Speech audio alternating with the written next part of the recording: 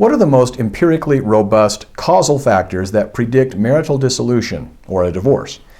Well, I can give you my guess as to what I believe a rigorous study would reveal based upon my experience as a divorce and family lawyer for the past 25 years. I understand that this is anecdotal evidence, but here's what I believe, based upon that anecdotal evidence, that the empirical evidence would be. Now, I realize that what you may be asking is what kind of external influences and/or what kind of behaviors may be predictors of divorce.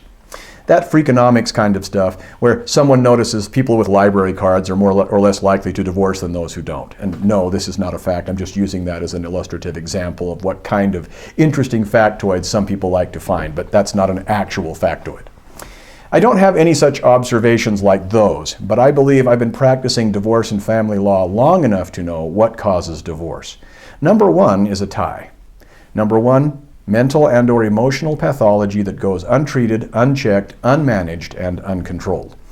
These are what lead to physical and emotional abuse, substance abuse, other addictive behaviors, self-harm, suicide attempts, infidelity, and many other things we often believe to be the cause of divorce when they are really symptomatic of the root cause. And the second number one reason? Lack of commitment to the marriage.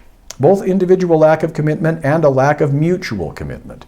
Successful marriages understand that while individual needs are important, the marriage and family is a cause bigger than each individual spouse. So many fail to understand that devoting yourself to the care and success of your marriage and family makes you a happier individual. Obviously, if and when your spouse is a dysfunctional, toxic, or abusive person, no amount of your individual devotion to the marriage and family can fix that. But two normal spouses of average physical, mental, and emotional health can achieve greater personal happiness and fulfillment by making the welfare of their marriage and family a priority. Number two, selfishness. Particularly the belief that a spouse exists to serve your interests, and if the spouse does not satisfy that subjective standard, then divorce is warranted, perhaps even seen as necessary in the minds of some people.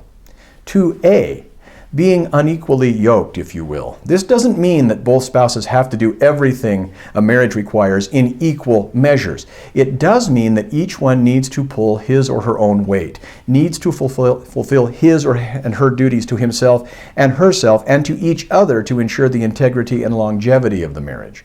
Number three, myopia, impatience, inability to delay gratification, unrealistic expectations. They all work together. I see many divorces early in a marriage because one or both spouses are shocked to discover that marriage has not fulfilled all of their hopes and dreams within the first few years.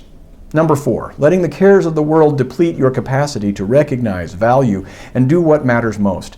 I've seen many a marriage break down when too much emphasis is placed on what is otherwise a virtuous thing. Spending too much time at work, being obsessively concerned with one's health and appearance, worrying too much about finances. Rather than bringing a couple closer together, they are wedges that drive couples apart, sometimes violently, but in many cases they cause a husband and wife to grow apart slowly and almost imperceptibly until they reach a point of no return. Number five, marrying too soon, being insufficiently mature, in other words. Number six, marrying too late. Although some believe that it is irresponsible to marry until one has achieved financial independence, it is that very independence that makes an interdependent marriage more difficult to achieve. Not impossible, but more difficult. Marrying later in life, when one is less malleable and more set in his or her ways, makes it harder to make the adjustments a happy and successful marriage requires, and makes it harder to recognize the benefits of sacrificing something good for something better in the context of marriage.